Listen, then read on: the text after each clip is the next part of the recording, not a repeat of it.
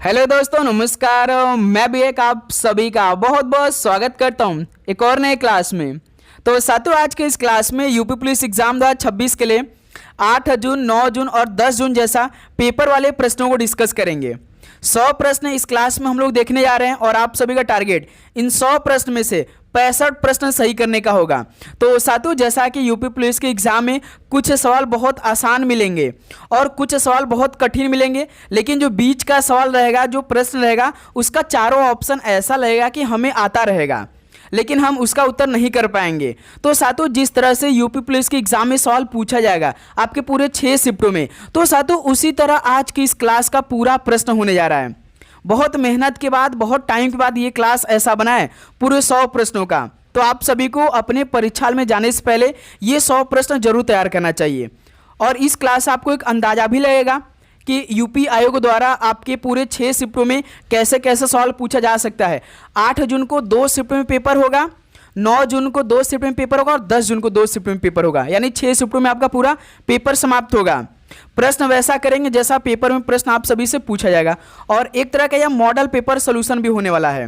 तो आप सब यही करेंगे कि अपने एग्जाम हॉल में जाने से पहले इन 100 प्रश्नों को आप जरूर देख लीजिए, जो कि आपके एग्जाम ओरिएंटेड सारे क्वेश्चन इस क्लास में हम लोग डिस्कस करने जा रहे हैं। ओके, तो उत्तर प्रदेश पुलिस भर्ती का परीक्षा 2 घंटे का होता है। इसी 2 घंटे में आप सभी को 38 सवाल जीके मिलने वाले हैं, 37 सवाल हिंदी के मिलने वाले हैं, 20 सवाल गणित के मिलने वाले हैं और 55 सवाल रीजनिंग के। 150 प्रश्नों का पूरा पेपर होगा। एक प्रश्न आप सही करेंगे 2 नंबर मिलेगा, 300 नंबर का आपका पूरा पेपर होगा और एक भी प्रश्न पे आप सभी का नेगेटिव मार्किंग नहीं होने वाला। यानी पूरे भाई ना, आज के पहले तो 100 सवालों का उत्तर खुद से करिएगा, लेकिन जो भी सवाल का उत्तर नहीं आएगा वो सब तैयार करेंगे कि एग्जाम में आपको किसी प्रकार का दिक्कत ना हो, लेकिन 100 प्रश्नों का उत्तर जरूर करिएगा। ठीक है, देखिए आज का पहला प्रश्न आपके स्क्रीन पर। पानीपत की तीसरी लड़ाई के दौरान अवध का नवाब कौन था? पानीपत की तीसरी लड़ाई कब हुआ था? 1761 में हुआ था। तो इस दौरान अवध का नवाब कौन था? तो इस समय शुजाउद्दौला था। तो ऑप्शन इस सवाल का बिल्कुल राइट आंसर हो जाएंगे। जैसे पानीपत का पहला युद्ध कब हुआ था? 1526 में हुआ था। दूसरा कब हुआ था? 1556 में हुआ था। तीसरा कब हुआ था? 1761 में हुआ था। ये टाइम पीरियड आप याद रखिएगा। ठीक है, चलिए नेक्स्ट अगला सवाल कॉल करिए, क्वेश्चन नंबर 2 को। सतपुड़ा राष्ट्रीय उद्यान कहाँ स्थित है? सतपुड़ा राष्ट्रीय उद्यान ये कहाँ पे स्थित है? तो ये मध्य प्रदेश राज्य में स्थित है। सी ऑप्शन राइट आंसर हो जाएंगे। नेक्स्ट अगला सवाल को देखिए, क्वेश्चन नंबर 3 को। निम्नलिखित में से उत्तर प्रदेश में कहाँ पर नगर निगम नहीं है? तो उत्तर प्रदेश में कहाँ पर नगर निगम नहीं है? तो भाई याद रखिएगा, मिर्जापुर में नगर निगम नहीं है अभी तक। ऑप्शन है बिल्कुल राइट आंसर हो जाएंगे। नेक्स्ट अगला सवाल को देखिएगा, क्वेश्चन नंबर 4 को। जैन धर्म का सबसे महत्वपूर्ण मौलिक सिद्धांत क्या माना जाता है? जैन धर्म का सबसे महत्वपूर्ण मौलिक सिद्धांत क्या माना जाता है? तो अहिंसा माना जाता है। बी ऑप्शन बिल्कुल राइट आंसर हो जाएंगे। नेक्स्ट अगला सवाल कॉल करिए, क्वेश्चन नंबर 5 को। अंतर्राष्ट्रीय तिथि रेखा का निर्धारण किस वर्ष किया गया था? अंतर्राष्ट्रीय तिथि रेखा का निर्धारण किस वर्ष किया गया था? तो 1884 में किया गया। बी ऑप्शन बिल्कुल राइट आंसर हो जाएंगे। अगला सवाल को देखिएगा, क्वेश्चन नंबर 6 को। निम्नलिखित में से कौन सा एक कीटभक्षी पादप है? तो इसमें से कौन एक कीटभक्षी पादप है? कसकूटा है या घट्टपर्णी पादप है या गुड़हल या गुलाब है? कीटभक्षी की बात करा है तो भाई घट्टपर्णी पादप है। बी ऑप्शन बिल्कुल राइट आंसर हो जाएंगे। अगला सवाल को देखिए, क्वेश्चन नंबर 7 को। निम्नलिखित में से कौन दक्षिण भारत की सबसे ऊंची चोटी है? साथियों, दक्षिण भारत की सबसे ऊंची चोटी कौन सी है? आप सभी बताएंगे। तो याद रखिएगा, अनाई मुडी है। तो ऑप्शन ए बिल्कुल राइट आंसर हो जाएंगे। नेक्स्ट अगला सवाल को देखिएगा, क्वेश्चन नंबर 8 का राइट आंसर क्या बनेगा? निम्नलिखित में से कौन सी नदी यमुना नदी की सहायक नदी नहीं है? साथियों, इनमें से कौन सी नदी यमुना नदी की सहायक नदी नहीं है? मोस्ट इंपॉर्टेंट सवाल होने वाले हैं। तो सो नदी नहीं है, जो कि डी ऑप्शन बिल्कुल राइट आंसर हो जाएंगे। नेक्स्ट अगला सवाल को देखिए, क्वेश्चन नंबर 9 को। ग्लोबल यूनिकॉर्न इंडेक्स 2025 के अनुसार 2025 में भारत में कितने यूनिकॉर्न थे? ये भी भाई इंपॉर्टेंट सवाल है, करंट अफेयर में सवाल पूछा जाएगा। ग्लोबल यूनिकॉर्न इंडेक्स 2025 के अनुसार 2025 में भारत में कितने यूनिकॉर्न थे? तो पूरे 64 यूनिकॉर्न थे, जो कि डी ऑप्शन बिल्कुल राइट आंसर हो जाएंगे। नेक्स्ट अगला सवाल देखिए, क्वेश्चन नंबर 10 को। भारत के संविधान में निम्नलिखित में से कौन सा संशोधन नागरिकों के मौलिक कर्तव्यों का उल्लेख करता है? तो साथियों, भारत के संविधान में कौन सा संशोधन नागरिकों के मौलिक कर्तव्यों का उल्लेख करता है? तो 42वां संशोधन, जो कि डी ऑप्शन बिल्कुल राइट आंसर हो जाएंगे। नेक्स्ट अगला सवाल को देखिए, क्वेश्चन नंबर 11 को, निम्नलिखित में से कौन सा अधिनियम खाद्य अधिकार अधिनियम के रूप में जाना जाता है? तो साथियों कौन सा अधिनियम खाद्य अधिकार अधिनियम के रूप में जाना जाता है? तो राष्ट्रीय खाद्य सुरक्षा अधिनियम 2013, ऑप्शन बिल्कुल राइट आंसर हो जाएंगे। और साथियों यदि आप चैनल पे नए हैं तो चैनल को सब्सक्राइब करने के बाद नोटिफिकेशन को भी ऑन कर लेंगे, क्योंकि भाई ये क्लास आपको पूरे एग्जाम तक चलने वाली है, एक भी दिन का आपका गैप नहीं होगा भाई, ठीक है। और ये क्लास पूरे एग्जाम के लास्ट शिफ्ट तक होने वाला है, तो इसलिए कह रहे हैं भाई चैनल को सब्सक्राइब करने के बाद नोटिफिकेशन को ऑन करिएगा। राज्यसभा सदस्य हेतु न्यूनतम आयु कितनी होनी चाहिए? राज्यसभा सदस्य हेतु न्यूनतम आयु कितनी होनी चाहिए? तो 30 वर्ष होनी चाहिए, जो कि बी ऑप्शन बिल्कुल राइट आंसर हो जाएंगे। नेक्स्ट अगला सवाल को देखिए, क्वेश्चन नंबर 13 को, उत्तर प्रदेश का पहला निजी तौर पर प्रबंधित रेलवे स्टेशन कौन सा है? तो साथियों उत्तर प्रदेश का पहला निजी तौर पर प्रतिबंधित रेलवे स्टेशन इनमें से कौन सा है? आपसे बताएंगे। चारबाग रेलवे स्टेशन है, कानपुर सेंट्रल है, गोमती नगर रेलवे स्टेशन या वाराणसी जंक्शन है? तो भाई गोमती नगर रेलवे स्टेशन है, तो सी ऑप्शन राइट आंसर हो जाएंगे। अगला सवाल को देखिए, क्वेश्चन नंबर 14 को, निम्नलिखित में से किस वर्ष में प्रोजेक्ट टाइगर के अंतर्गत रातापानी वन्यजीव अभयारण्य को शामिल किया गया था? तो साथियों किस वर्ष में प्रोजेक्ट टाइगर के अंतर्गत रातापानी वन्यजीव अभयारण्य को शामिल किया गया था? तो 2013 में, बी ऑप्शन बिल्कुल राइट आंसर हो जाएंगे। नेक्स्ट अगला सवाल को देखिए, क्वेश्चन नंबर 15 को, एमनेस्टी इंटरनेशनल की स्थापना किसने की थी? साथियों एमनेस्टी इंटरनेशनल की स्थापना किसने किया था? पीटर बेनेंसन ने किया था, जो कि डी ऑप्शन राइट आंसर हो जाएंगे। अगला सवाल को देखिए, क्वेश्चन नंबर 16 को, बौद्ध वास्तुकला में निम्नलिखित में से कौन भिक्षुओं के लिए ध्यान कक्ष और निवास स्थान है? तो साथियों बौद्ध वास्तुकला में कौन भिक्षुओं के लिए ध्यान कक्ष और निवास स्थान है? तो वो बिहार है, ऑप्शन है बिल्कुल राइट आंसर हो जाएंगे। ओके, नेक्स्ट अगला सवाल को देखिए, 17 नंबर को, उत्तर प्रदेश में वैकल्पिक ऊर्जा के विकास के लिए वैकल्पिक ऊर्जा विकास संस्थान की स्थापना कब की गई थी? उत्तर प्रदेश में वैकल्पिक ऊर्जा के विकास के लिए वैकल्पिक ऊर्जा विकास संस्थान की स्थापना कब की गई थी? तो 1983 में, जब भारत ने भाई पहला वर्ल्ड कप मैच जीता था कपिल देव की कप्तानी में, बी ऑप्शन बिल्कुल राइट आंसर हो जाएंगे। अगला सवाल को देखिए, क्वेश्चन नंबर 18 को, संसद शब्द किसको संदर्भित करता है? जो संसद शब्द है ये किसको संदर्भित करता है? बताएंगे आप सभी लोग। तो राष्ट्रीय विधायिका को, डी ऑप्शन बिल्कुल राइट आंसर हो जाएंगे। नेक्स्ट अगला सवाल को देखिए, क्वेश्चन नंबर 19 को, किसी विधेयक के धन विधेयक होने या न होने के निर्धारण की शक्ति किसके पास है? किसी विधेयक के धन विधेयक होने या न होने के निर्धारण की शक्ति किसके पास है? तो स्पीकर या अध्यक्ष के पास है, सी ऑप्शन राइट आंसर हो जाएंगे। नेक्स्ट अगला सवाल को हल करिएगा, क्वेश्चन नंबर 20 को, नालंदा विश्वविद्यालय की स्थापना किस गुप्त शासक ने की थी? साथियों नालंदा विश्वविद्यालय की स्थापना किस गुप्त शासक ने की थी? तो याद रखिएगा कुमारगुप्त प्रथम ने की थी, बी ऑप्शन बिल्कुल राइट आंसर हो जाएंगे।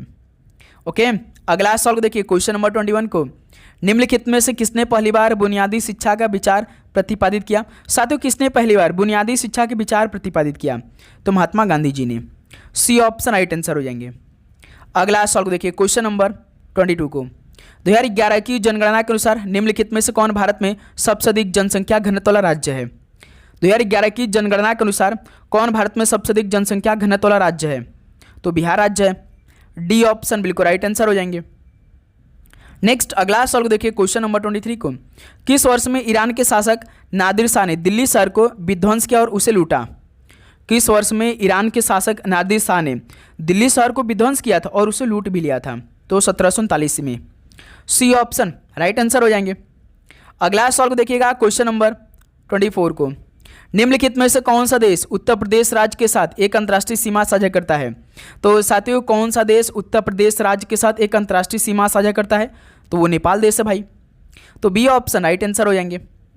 अगला सवाल को देखिए, क्वेश्चन नंबर 25 को, ब्रिटिश जनरल ह्यूरोज द्वारा किसे विद्रोही का सबसे अच्छा और सबसे बहादुर सैन्य नेता बताया गया था? तो साथियों ब्रिटिश जनरल ह्यूरोज द्वारा किसे विद्रोही का सबसे अच्छा और सबसे बहादुर सैन्य नेता बताया गया था?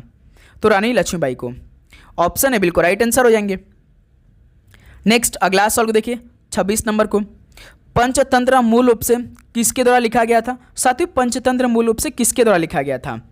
आपसे बताएंगे, तो विष्णु शर्मा के द्वारा, बी ऑप्शन बिल्कुल राइट आंसर हो जाएंगे। नेक्स्ट अगला सवाल को देखिए, क्वेश्चन नंबर 27 को, भारत छोड़ो आंदोलन के प्रस्तावक कौन थे? भारत छोड़ो आंदोलन के प्रस्तावक कौन थे? तो जवाहरलाल नेहरू जी थे, जो कि डी ऑप्शन बिल्कुल राइट आंसर हो जाएंगे। अगला सवाल देखिए क्वेश्चन नंबर 28 को, अतीत के चलचित्र किस लेखक द्वारा लिखा हुआ उपन्यास है?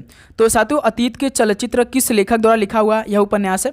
तो महादेवी वर्मा जी के द्वारा लिखा हुआ है उपन्यास है। डी ऑप्शन राइट आंसर है।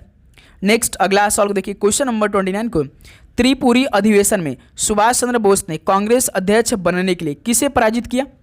त्रिपुरी अधिवेशन में सुभाष चंद्र बोस जी ने कांग्रेस अध्यक्ष बनने के लिए किसे हराया था यानी पराजित किया था? तो पट्टाभी सीतारामैया को। ऑप्शन है राइट आंसर हो जाएंगे। चलिए अगला सवाल को देखिए क्वेश्चन नंबर 30 को, प्रधानमंत्री आदर्श ग्राम योजना का प्राथमिक चरण किस वर्ष शुरू किया गया था? साथियों याद रखिएगा आप सभी को यहाँ से अधिक क्वेश्चनों को प्रैक्टिस करना है, ठीक है। एक भी दिन का मेरे दोस्त आपको गैप नहीं करना है, हर एक टाइप का क्वेश्चन तैयार करना है, ठीक है भाई। तो प्रधानमंत्री आदर्श ग्राम योजना का प्राथमिक चरण किस वर्ष शुरू किया गया था? तो 2010 में।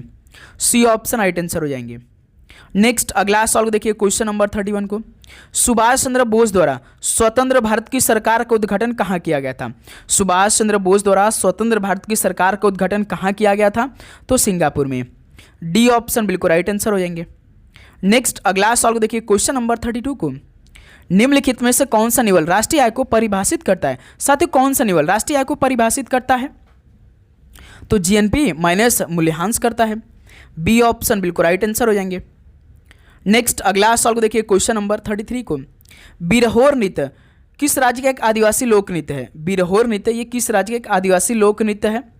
तो झारखंड राज्य का एक आदिवासी लोक नृत्य है, जो कि डी ऑप्शन बिल्कुल राइट आंसर हो जाएंगे। नेक्स्ट अगला सवाल को देखिए क्वेश्चन नंबर 34 को, निम्नलिखित में से कौन सा राज्य में भारत खाद्यान्न का सबसे बड़ा उत्पादक है? साथियों कौन सा राज्य भारत में खाद्यान्न का सबसे बड़ा उत्पादक है? तो वो उत्तर प्रदेश राज्य है। सी ऑप्शन राइट आंसर हो जाएंगे। नेक्स्ट अगला सवाल को देखिए क्वेश्चन नंबर 35 को, एपीजे अब्दुल कलाम को किस वर्ष भारत रत्न से सम्मानित किया गया था? साथियों एपीजे अब्दुल कलाम को किस वर्ष भारत रत्न से सम्मानित किया गया था? तो 1997 में। सी ऑप्शन राइट आंसर हो जाएंगे। अगला सवाल को देखिए क्वेश्चन नंबर 36 को, ध्वनि तरंग एक कैसा तरंग है? ध्वनि तरंग कैसे तरंगे हैं? तो अनुदैर्घ्य तरंगे हैं, जो कि बी ऑप्शन बिल्कुल राइट आंसर हो जाएंगे। नेक्स्ट अगला सवाल को देखिए क्वेश्चन नंबर 37 को, ब्रिटिश संसद के किस अधिनियम ने ईस्ट इंडिया कंपनी की शक्तियों को ब्रिटिश क्राउन में स्थानांतरित कर दिया? साथियों ब्रिटिश संसद के किस अधिनियम ने ईस्ट इंडिया कंपनी की शक्तियों को ब्रिटिश क्राउन में स्थानांतरित कर दिया था? तो भारत सरकार अधिनियम 1858 ने, जो कि बी ऑप्शन बिल्कुल राइट आंसर हो जाएंगे। ओके भाई आप जरूर चैनल को सब्सक्राइब करके नोटिफिकेशन को ऑन करिएगा, और लास्ट में 100 सवाल के बाद आप सभी का स्कोर पूछेंगे भाई, स्कोर आप जरूर करिएगा मेरे दोस्त सभी लोग। जोग जलप्रपात कहाँ स्थित है, यानी किस नदी पर जोग जलप्रपात स्थित है? तो सरस्वती नदी पर, जो कि डी ऑप्शन बिल्कुल राइट आंसर हो जाएंगे। नेक्स्ट अगला सवाल देखिए क्वेश्चन नंबर 39 को, द्रौपदी मुर्मू को भारत का राष्ट्रपति चुना गया, यानी किस नंबर का राष्ट्रपति चुना गया था? तो 15वां। सी ऑप्शन राइट आंसर हो जाएंगे। नेक्स्ट क्वेश्चन नंबर 40 को देखिए, निम्नलिखित में से किसमें गतिज ऊर्जा नहीं होती है? साथियों किसमें गतिज ऊर्जा नहीं होती है? खींची हुई कमान में गतिज ऊर्जा नहीं होती है, ये कई बार सवाल आया हुआ है पेपर में। नेक्स्ट अगला सवाल देखिए क्वेश्चन नंबर 41 को, विश्व सामाजिक न्याय दिवस हर वर्ष किस फरवरी यानी किस डेट को फरवरी मनाया जाता है? विश्व सामाजिक न्याय दिवस हर वर्ष 20 फरवरी को मनाया जाता है, तो डी ऑप्शन बिल्कुल राइट आंसर हो जाएंगे। नेक्स्ट अगला सवाल देखिए क्वेश्चन नंबर 42 को, मानव शरीर में सबसे बड़ा आंतरिक अंग कौन सा है? साथियों मानव शरीर में सबसे बड़ा आंतरिक अंग कौन सा है? तो यकृत है, जो कि डी ऑप्शन बिल्कुल राइट आंसर हो जाएंगे।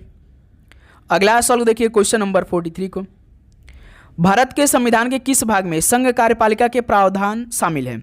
भारत के संविधान के किस भाग में संघ कार्यपालिका के प्रावधान शामिल है? तो भाग 5 में। ऑप्शन बिल्कुल राइट आंसर हो जाएंगे। अगला सवाल देखिए क्वेश्चन नंबर 44 को, भारतीय संविधान के भाग तृतीय में मौलिक कर्तव्यों को नहीं रखा गया, क्योंकि भाग तृतीय कैसा है? भारतीय संविधान के भाग तृतीय मौलिक कर्तव्य को नहीं रखा गया, क्योंकि भाग जो तीसरा है वो वाद योग्य है, जो कि बी ऑप्शन बिल्कुल राइट आंसर हो जाएंगे। साथियों मोस्ट इंपॉर्टेंट क्वेश्चन हम क्लास में करेंगे भाई, जो कोई नहीं कराएगा वो हम क्वेश्चन कराएंगे भाई, एक एक लाइन से एक एक पढ़कर क्वेश्चन आपके लाएंगे भाई, कि आपका सिलेक्शन इस बार सुनिश्चित हो सके। निम्नलिखित में से किस महाद्वीप में एंडीज पर्वत श्रृंखला स्थित है? साथियों किस महाद्वीप में एंडीज पर्वत श्रृंखला स्थित है? तो दक्षिण अमेरिका में। सी ऑप्शन राइट आंसर हो जाएंगे। नेक्स्ट अगला सवाल देखिए क्वेश्चन नंबर 46 को। निम्नलिखित में से कौन सा शब्द हमारे संविधान की प्रस्तावना में नहीं लिखा गया है? साथियों कौन सा शब्द हमारे संविधान की प्रस्तावना में नहीं लिखा गया है? जैसे संप्रभुता लिखा गया है, समाजवादी लिखा गया है, पंथ निरपेक्ष लिखा गया, लेकिन साम्यवादी आपने कहीं पढ़ा है? नहीं पढ़ा होगा, तो डी ऑप्शन यही नहीं लिखा है। ठीक है, अगला सवाल को देखिए 47 को। हिंदू तीर्थस्थल वाराणसी किस राज्य में है? हिंदू तीर्थस्थल वाराणसी किस राज्य में है? तो ये उत्तर प्रदेश में स्थित है, जो कि बी ऑप्शन बिल्कुल राइट आंसर हो जाएंगे। नेक्स्ट अगला सवाल देखिए 48 को। निम्नलिखित में से तमिलनाडु किस त्यौहार में बैलों को वश में करने का खेल खेला जाता है? साथियों तमिलनाडु किस त्यौहार में बैलों को वश में करने का खेल खेला जाता है? आप सभी को मालूम होगा भाई, पोंगल त्यौहार है तमिलनाडु का, जो कि इस त्यौहार में बैलों को वश करने का खेल खेला जाता है। बैलों का बहुत ही बड़ा त्यौहार है। क्वेश्चन नंबर 49 देखिए, प्रार्थना समाज के संस्थापक कौन थे? साथियों प्रार्थना समाज के संस्थापक कौन थे? तो डॉक्टर आत्माराम पांडुरंग थे। ऑप्शन है बिल्कुल राइट आंसर हो जाएंगे। नेक्स्ट अगला सवाल देखिएगा क्वेश्चन नंबर 50 का राइट आंसर क्या बनेगा?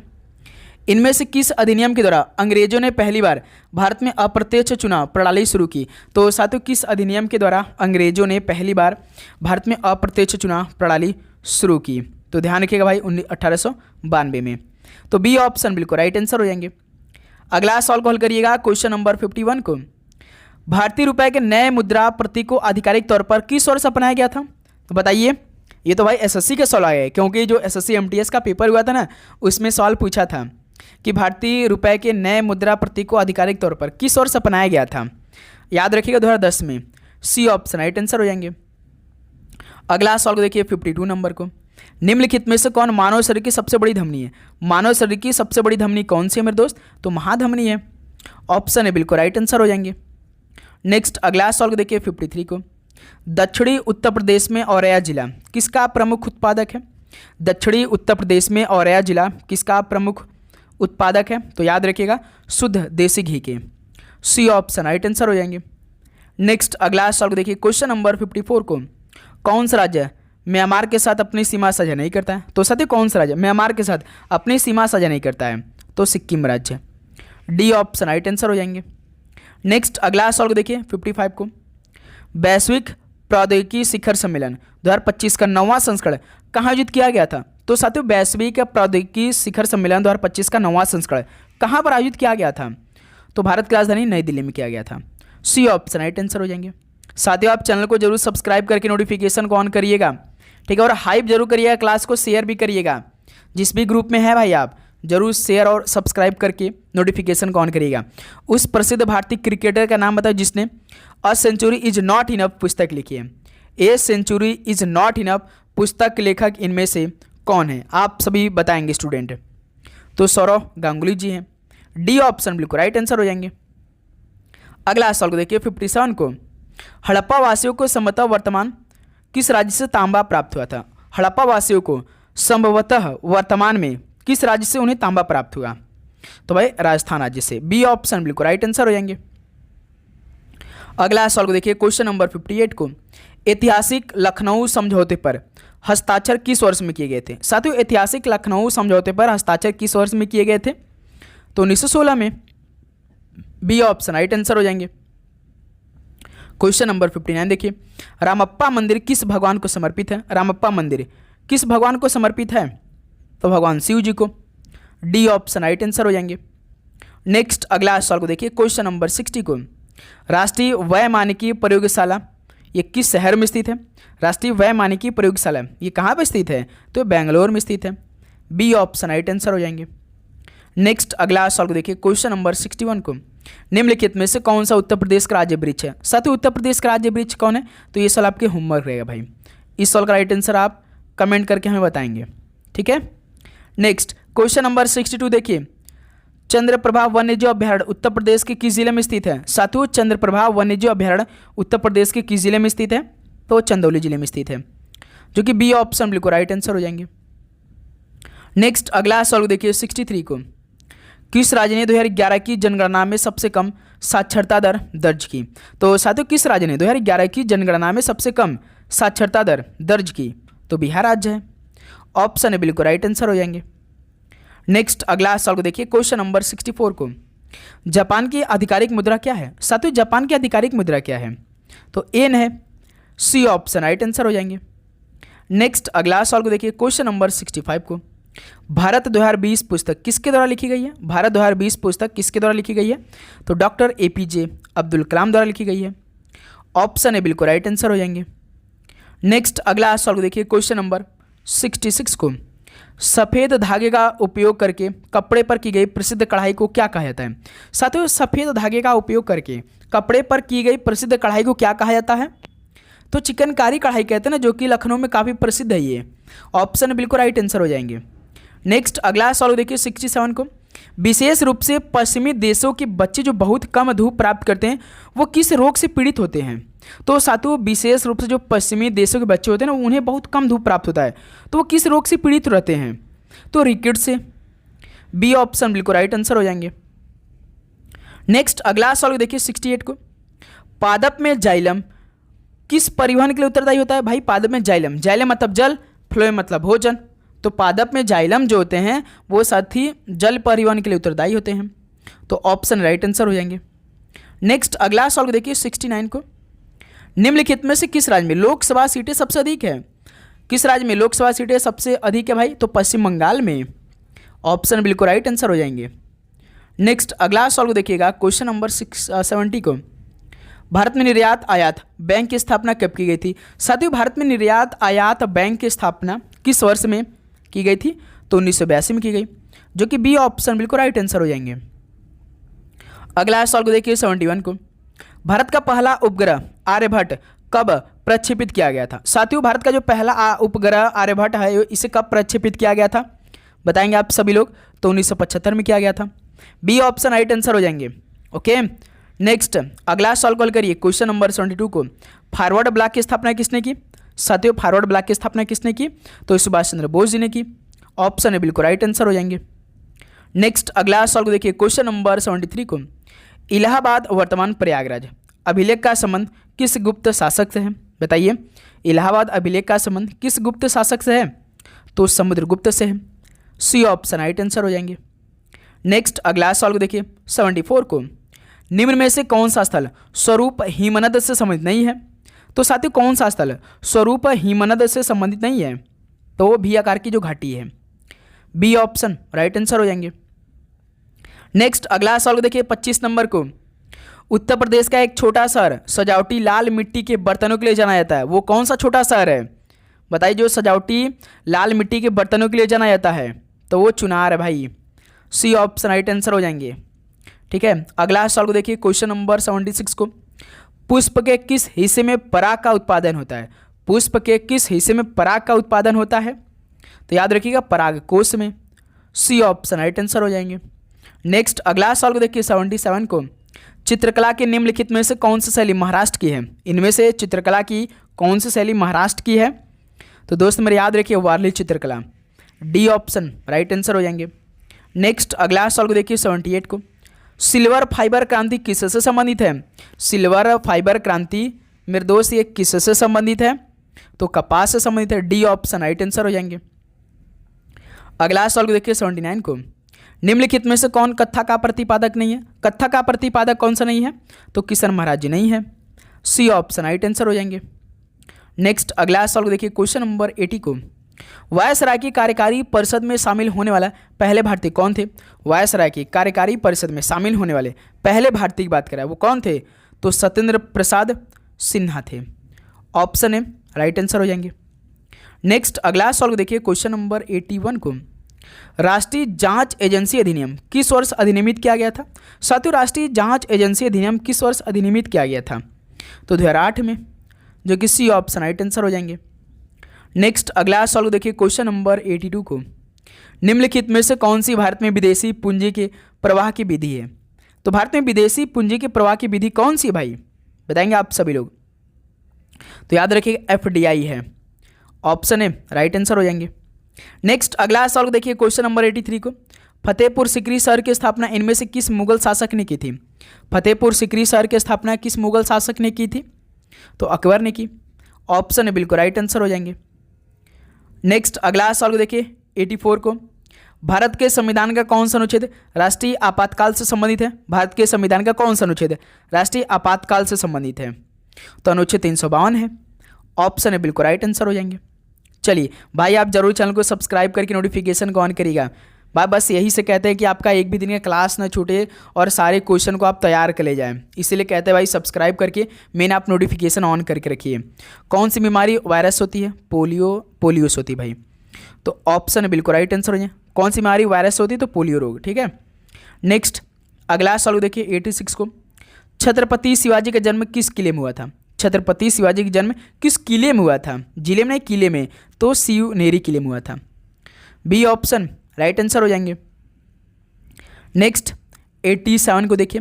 वह पहला देश कौन था जिसके साथ भारत ने राजनयिक संबंध स्थापित किए? वह पहला देश कौन था जिसके साथ भारत ने राजनयिक संबंध स्थापित किए थे? तो वो ऑस्ट्रेलिया देश है। ऑप्शन है राइट आंसर हो जाएंगे। अगला सवाल कॉल करिए क्वेश्चन नंबर 88 का राइट आंसर क्या होगा? निम्नलिखित में से कौन सी यूरोपीय संघ की आधिकारिक मुद्रा है? साथियों यूरोपीय संघ की आधिकारिक मुद्रा कौन सी है? तो यूरो है। सी ऑप्शन राइट आंसर हो जाएंगे। नेक्स्ट अगला सवाल को देखिए 89 को। अकबर ने फरजंद की उपाधि किससे दी थी? अकबर ने फरजंद की उपाधि किससे दी थी? तो राजा मान सिंह को, जो कि डी ऑप्शन राइट आंसर हो जाएंगे। नेक्स्ट अगला सवाल को देखिए 90 को। प्रारंभिक वैदिक काल में निम्नलिखित में से किस नदी के तट पर दासराग युद्ध लड़ा गया था? साथियों प्रारंभिक वैदिक काल में किस नदी के तट पर दासराग युद्ध लड़ा गया था? तो परशुड़ी नदी पर। सी ऑप्शन राइट आंसर हो जाएंगे। नेक्स्ट अगला सवाल देखिए क्वेश्चन नंबर 91 को। भारतीय राजभाषा अधिनियम निम्नलिखित में से किस वर्ष में पारित किया गया था? भारतीय राजभाषा अधिनियम किस वर्ष में पारित किया गया था? तो 1963 में, जो कि डी ऑप्शन राइट आंसर हो जाएंगे। अगला सवाल देखिए क्वेश्चन नंबर 92 को। अकबर ने किस क्षेत्र की विजय को यादगार बनाने के लिए बुलंद दरवाजा का निर्माण किया? तो अकबर ने किस क्षेत्र की विजय को यादगार बनाने के लिए बुलंद दरवाजा का निर्माण किया था? तो दोस्त मेरे याद रखिए गुजरात के। डी ऑप्शन बिल्कुल राइट आंसर हो जाएंगे। नेक्स्ट अगला सवाल को देखिए 93 को। राज्यसभा में कितनी सीटें उत्तर प्रदेश है? राज्यसभा में कितनी सीटें उत्तर प्रदेश से है? तो पूरे 31 सीटें हैं, जो कि डी ऑप्शन राइट आंसर हो जाएंगे। नेक्स्ट अगला सवाल को देखिए 94 को। उत्तर प्रदेश के चौरी चौरा में भीड़ हिंसा के बाद किस आंदोलन को अचानक स्थगित कर दिया गया था? साथियों उत्तर प्रदेश के चौरी चौरा में भीड़ हिंसा के बाद किस आंदोलन को अचानक स्थगित कर दिया गया था? तो असहयोग आंदोलन को। बी ऑप्शन बिल्कुल राइट आंसर हो जाएंगे, जो कि 1922 में हुआ था ना। नेक्स्ट अगला सवाल को देखिए क्वेश्चन नंबर 95 को। निम्नलिखित में से कौन सा बांध नर्मदा नदी पर बनाया गया है? साथियों कौन सा बांध नर्मदा नदी पर बनाया गया है?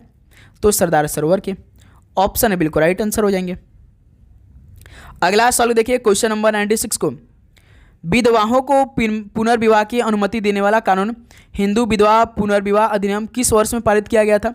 तो साथियों विधवाओं को पुनर्विवाह की अनुमति देने वाला जो कानून था हिंदू विधवा पुनर्विवाह अधिनियम किस वर्ष में पारित किया गया था? तो 1856 में। सी ऑप्शन राइट आंसर हो जाएंगे। नेक्स्ट अगला सवाल देखिए क्वेश्चन नंबर 97 को। उत्तर प्रदेश में किस स्थल को रामसर स्थल के रूप में नामित किया गया है? उत्तर प्रदेश में किस स्थल को रामसर स्थल के रूप में नामित किया गया है? तो पार्वती अर्गा को। ऑप्शन है यहाँ से बिल्कुल राइट आंसर हो जाएंगे। नेक्स्ट अगला सवाल देखिए क्वेश्चन नंबर 98 को। नीरज चोपड़ा निम्नलिखित में किस खेल से जुड़े हैं? नीरज चोपड़ा तो भाई किस खेल से जुड़े हैं? तो भाला फेंक से हैं ये। बी ऑप्शन बिल्कुल राइट आंसर हो जाएंगे। नेक्स्ट अगला सवाल देखिए 99 को। किसके दरबारी कवि और मंत्री हरिशेण ने इलाहाबाद स्तंभ लेख या प्रयाग प्रशस्ति की रचना की थी? तो साथियों किसके दरबारी कवि और मंत्री हरिशेण ने इलाहाबाद स्तंभ लेख या प्रयाग प्रशस्ति की रचना की थी? तो समुद्रगुप्त के दरबारी कवि और मंत्री हरिशेण ने। ऑप्शन है राइट आंसर हो जाएंगे। चलिए भाई लास्ट 100वां सवाल। औद्योगिक नीति संकल्प 1956 के अनुसार भारत में उद्योगों को कितनी श्रेणियों में वर्गीकृत किया गया था? साथियों औद्योगिक नीति संकल्प 1956 के अनुसार भारत में उद्योगों को कितनी श्रेणियों में वर्गीकृत किया गया है? आपसे बताएंगे तो पूरे 3 श्रेणियों में। सी ऑप्शन राइट आंसर हो जाएंगे। तो साथियों फाइनली ये 100 सवाल कंप्लीट हो गया। तो अब बताइए साथी आप सभी का इन 100 सवालों में से कितना स्कोर बना? तो उम्मीद करूंगा आप सभी को हर एक सवाल का उत्तर याद हो चुका होगा। यदि साथियों आप सभी को किसी भी प्रकार का डाउट है किसी भी सवाल पे तो कमेंट बॉक्स में ज़रूर बताइएगा। मेरे दोस्त एग्ज़ाम आपका स्टार्ट हो रहा 8 जून से, आज 13 मई है, 13 मई समाप्त होने वाला है, तो समय तो ज़्यादा नहीं है मेरे दोस्त। तो आप इस टाइम क्या करेंगे, जितने भी प्रीवियस ईयर के क्वेश्चन है भाई, हर एक टाइप के क्वेश्चन आप तैयार करेंगे, ठीक है। मोस्ट इंपॉर्टेंट क्वेश्चन तैयार कर, रिविजन करिए, खूब मेहनत करिए, ठीक है, कि जब भी पेपर में आप बैठे तो कॉन्फिडेंस आपका हाई होना चाहिए, आपको किसी प्रकार का दिक्कत ना हो, आप सभी क्वेश्चन का उत्तर कर सकें, ठीक है दोस्तों मेरे। और आप चैनल पे ना तो सब्सक्राइब जरूर करिएगा, नोटिफिकेशन को ऑन करिए, एक भी दिन का गैप नहीं करना, डेली आपको क्लास करनी है, सारे क्वेश्चन को तैयार करिए। तो चलिए इस क्लास को यहीं पर समाप्त करते हैं, मिलते साथ एक और नए क्लास के साथ। तो आप सभी को एग्जाम के लिए best of luck, all the very best, God bless you, आपका पेपर बहुत अच्छा जाए। तो जय हिंद, वंदे मातरम।